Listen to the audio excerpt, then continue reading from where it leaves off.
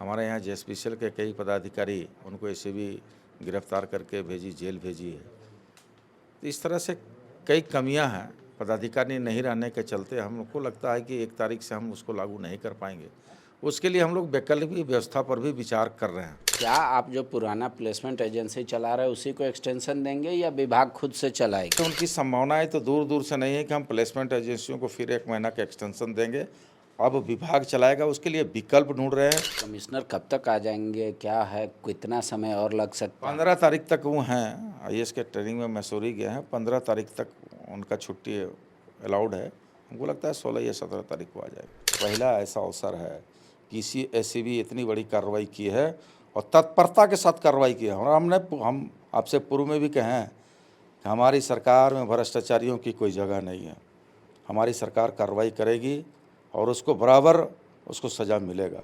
अच्छा, ये जो रिकवरी करना था पैसा का, और आपके रहते हुए ये जानकारी आप तक पहुंची कि पैसा अभी तक नहीं आया? मैंने देखिए उसमें विधि विभाग से राय भी मांगा गया था। उसी बीच में एसीबी की कार्रवाई हुई है, पीए दर्ज हुआ था। हमारा एसीबी झारखंड राज्य का एसीबी कार्रवाई की है ना, कोई केंद्रीय एजेंसियों को हम लोग केंद्रीय एजेंसी कार्रवाई नहीं की है, हमारी एसीबी कार्रवाई की है। और कार्रवाई करने के साथ तत्परता के साथ उसको जेल के सलाखों को पीछे डालने का काम किया। हम तो कर रहे हैं कार्रवाई। बाबूलाल जी संतुष्ट नहीं हैं आपकी कार्रवाई से, सवाल उठा रहे हूँ। नेता प्रतिपक्ष है, राज्य के करे, आप किसी को बचाने के लिए किसी को सूली पे चढ़ा रहे हैं, ऐसा आरोप लग रहा है। हम इतना ही कहेंगे आपके माध्यम से कि बाबूलाल जी आप इत्मीनान रहें, ये हेमंत पार्ट 2 है। कोई दोषीवार और जिम्मेवार पदाधिकारी और चाहे कितनों बड़े पदाधिकारी हों, वो बक्से नहीं जाएंगे, बचेंगे नहीं। मद्य निषेध विभाग झारखंड सरकार का इन दिनों परेशान है, क्योंकि उन्होंने पॉलिसी बनाया था 1 तारीख को शराब किसी और के हवाले कर देंगे, वो बेचेंगे। लेकिन इस बीच एसीबी ने ऐसी कार्रवाई कर दी कि विभाग परेशान हो गया। अब जब विभाग परेशान है तो समाधान किसके पास है? उन्हीं के पास आए हम। विभागीय मंत्री हैं योगेंद्र जी। योगेंद्र जी, एसीबी का कार्रवाई हुआ, आपके कई अधिकारी जेल में चले गए, तो 1 तारीख को जो आपने कहा था न्यू पॉलिसी लागू हो जाएगा, क्या ये लागू होगा या अटक गया? अब संभावनाएं कम दिख रही है, चूँकि हमारा एमजीआर फिक्स नहीं हो पाया है। जो पॉलिसी हम 1 जुलाई से लागू करना था, पॉलिसी हमारी बन के तैयार है, लेकिन हमारे यहाँ एक्साइज कमिश्नर नहीं है, वो प्रशिक्षण में गए हैं। हमारे यहाँ जेएसपीसीएल के कई पदाधिकारी उनको एसीबी गिरफ्तार करके भेजी, जेल भेजी है। तो इस तरह से कई कमियां हैं पदाधिकारी नहीं रहने के चलते। हमको लगता है कि 1 तारीख से हम उसको लागू नहीं कर पाएंगे। उसके लिए हम लोग वैकल्पिक व्यवस्था पर भी विचार कर रहे हैं कि भाई तब तक उसके बाद अगर 30 जून तक प्लेसमेंट एजेंसियां चलाएगी, उसके बाद विभाग खुद चलाएगी। उसका केवल मॉडल हम लोग ढूंढने पर लगे हुए हैं कि किस तरीके पर हम लोग चलाएंगे। हर हाल में हम लोग यह सुनिश्चित करना चाहते हैं कि दुकानें बंद ना हो और राज्य के राजस्व का नुकसान ना पहुँचे। तो क्या आप जो पुराना प्लेसमेंट एजेंसी चला रहे हैं उसी को एक्सटेंशन देंगे या विभाग खुद से चलाएगी? नहीं, अब तो भूतो न भविष्यति कतई नहीं हो सकता है। चूँकि हमने उनको एक्सटेंशन दिया था इन शर्तों पर कि पॉलिसी आने तक या 30 जून तक, लेकिन चूँकि पॉलिसी अब सब चीज़ हम लोग क्लेरिफाई कर लिए हैं, लेकिन चूँकि हमने कहा कि पदाधिकारियों की कमी के चलते हम नई पॉलिसी को लागू नहीं कर पा रहे हैं, इसलिए उनकी संभावनाएं तो दूर दूर से नहीं है कि हम प्लेसमेंट एजेंसियों को फिर 1 महीना का एक्सटेंशन देंगे। अब विभाग चलाएगा, उसके लिए विकल्प ढूंढ रहे हैं। या तो विभाग चलाएगा दैनिक पारिश्रमिक के आधार पर, या फिर कोई दूसरा और भी विकल्प होगा, उसको उस विकल्प पर हम लोग विचार कर रहे हैं। तो आपके पास मैन पावर क्या होगा? आप कैसे चयन करेंगे कि मान लीजिए अगर सब कोई, आप भी 350 में मजदूरी करने के लिए शराब दुकान में तैयार हो जाएंगे, हम भी तैयार हो जाएंगे, ये भी तैयार हो जाएंगे, तो कैसे, मतलब फिर तो सवाल उठने लगेगा कि आपने चहेते आदमी को मजदूर बनाया। नहीं, उसके लिए हमने कहा ना, उसके लिए आपको अभी हम बताया कि उसके लिए हम तरीका ढूंढ रहे हैं। हो सकता है नियोजनालय से हम मांगे, हो सकता है जिला प्रशासन से मांगे, या और कोई विकल्पों पर हम विचार कर रहे हैं, या कोई या कंपनी होगा जो मैन पावर सप्लाई करती है, हम 1 महीना के लिए उससे लें।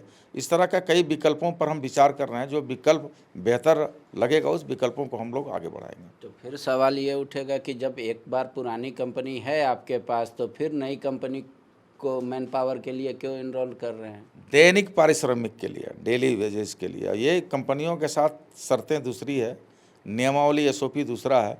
हम केवल 1 महीना के लिए दैनिक पारिश्रमिक के लिए हम उसका डेली वेजेस पर रखेंगे और हमारा विभाग के पदाधिकारी रहेंगे, वो केवल हैंड्स रहेंगे, बाकी सारे वित्तीय व्यवस्था हमारे पदाधिकारी करेंगे, या फिर जिला पदाधिकारी को जिला स्तर से हम लोग जो है उपायुक्त को हम लोग दें उसका निर्देश, उपायुक्त स्तर से व्यवस्था करें। ये विकल्पों पर हम विचार कर रहे हैं। हमको लगता है 1-2 दिन में हम लोग विकल्पों पर विचार करेंगे और उसको फाइनलाइज करेंगे। तो कमिश्नर कब तक आ जाएंगे, क्या है, कितना समय और लग सकता है? 15 तारीख तक वो हैं, आईएएस के ट्रेनिंग में मैसूरी गए हैं। 15 तारीख तक उनका छुट्टी अलाउड है। हमको लगता है 16 या 17 तारीख को आ जाएगा।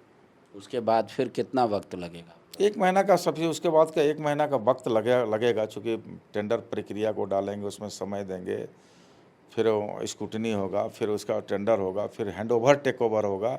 इन प्रक्रिया का नियमित प्रक्रिया, जो उस प्रक्रिया को करते करते 1 महीना लगेगा। तो हम समझते हैं कि जुलाई के अंतिम तक हम उस अपनी नई पॉलिसी को उतार पाएंगे। एसीबी जो जांच कर रही है, आपके विभाग से जुड़ा हुआ मामला है। हालांकि आप उस समय नहीं थे मंत्री, लेकिन कई तथ्य आ रहे हैं कि पेमेंट अभी तक हुआ है कई लोगों को, और जबकि उनके पास पैसा निकलता है। कई लोग ये पूछ रहे हैं कि भाई सरकार ने क्या कार्रवाई की, अगर प्लेसमेंट एजेंसियों का जो बीजी रॉन्ग आया उन पे क्या एफआईआर क्यों नहीं हुआ? इस तरीके के कई सवाल हुए। पैसा रिकवरी हुआ तो कितना हुआ?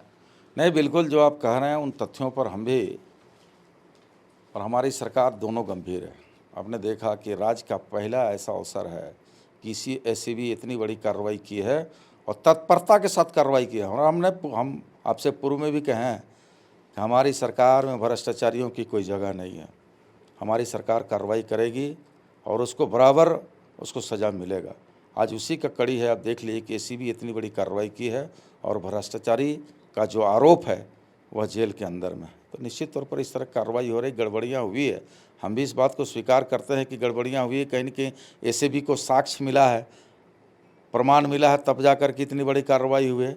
हम माननीय न्यायालय उस पर विचार करेगा और क्या सही है क्या गलत है, लेकिन प्रथम दृष्टया जो एसीबी को मिला है उसके आधार पर कार्रवाई हुई है और कार्रवाई के साथ आगे विधि सम्मत कार्रवाई की जा रही है। तो जो कंपनियों का बीजी फॉल्स था, पैसा लेना था, क्या वो पेमेंट हो गया सब कंपनियों का? आपने उनको क्या विकल्प दिया? नहीं, देखिए अभी पेमेंट नहीं हुआ है, चूँकि बीजी ही फर्जी था तो हम कौन पेमेंट हम उसको करें। 2 कंपनियों का बीजी फर्जी था, प्लेसमेंट एजेंसी चलाया, उनके पास हमारी बकाया पैसा भी है। उस बकाया पैसा को वसूलने के लिए हम लोग प्रयासरत हैं। निरंतर हम निर्देश अपने सचिव को दिए हैं, विभागीय अधिकारियों को दिए हैं कि भाई उसको विधि सम्मत आप ओपिनियन लेके जो भी है उस पर उस पैसे को वसूलनी करने की दिशा में आवश्यक कदम उठाएं ताकि राज्य का राजस्व का नुकसान नहीं हो पाए। भाजपा कह रही है कि सरकार ऐसे कंपनियों के साथ बिहेव कर रही है जैसे उनका रिश्तेदार हो। एफआईआर क्यों नहीं कराती है सरकार कंपनियों पे? क्यों मौका दे रही है? जैसे कोई रिश्तेदार को कर्जा दे के रखा हो कि अच्छा आज नहीं कल दे देंगे, कल नहीं परसों, ऐसा मौका क्यों देना चाहते? बोले इसी पे तो सवाल खड़ा। इसी पर तो हम आपको जवाब भी दे रहे हैं कि भाई हमारी सरकार गंभीर और गंभीरतापूर्वक आरोपित पदाधिकारियों पर कार्रवाई की और तत्परता से कार्रवाई की है। जब सूचनाएं आई है, साक्ष्य जुटाया गया, ऐसे भी कार्रवाई की है और हम उनको आज जेल के सलाखों के पीछे हैं। हम तो कह रहे हैं कि जो भी कार्रवाई है, जो भी पैसा प्लेसमेंट एजेंसी राज्य का राजस्व को नुकसान पहुंचाने का प्रयास किया है उस पर कार्रवाई करेंगे और हर हाल में राज्य की राजस्व का जो नुकसान हो उसकी हम लोग कैसे भरपाई करें, कैसे रिकवर करें, इस दिशा में जो भी पहल करना होगा, जो भी कार्रवाई करना होगा हम लोग करेंगे। रह गया भारतीय जनता पार्टी, ठीक है, भारतीय जनता पार्टी इस बात को भी भूल नहीं जाए कि अपने उस 17 वर्षों के मिलीजुली कार्यकाल में कितने भ्रष्टाचारियों और कितने एसीबी के द्वारा कार्रवाई की गई थे, बल्कि सुरक्षा कवच बन के लोग खड़ा थे भ्रष्टाचारियों के समर्थन में।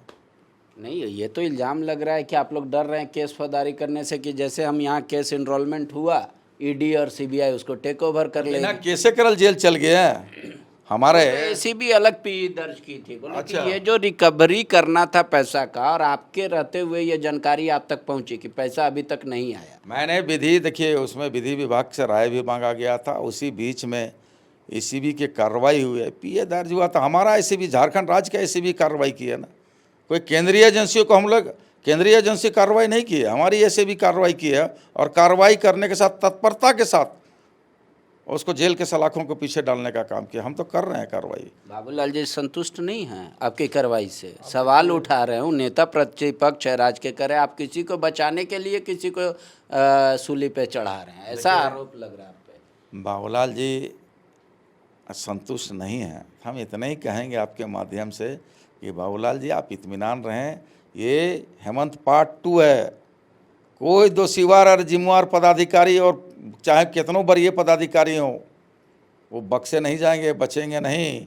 हर हाल में हेमंत पार्ट 2 में जो गलत किया है, जो भ्रष्टाचारी हैं, जिनके ऊपर आरोप है, उस पर कमर कस के हमारी सरकार तैयार है उस पर कार्रवाई करने के लिए।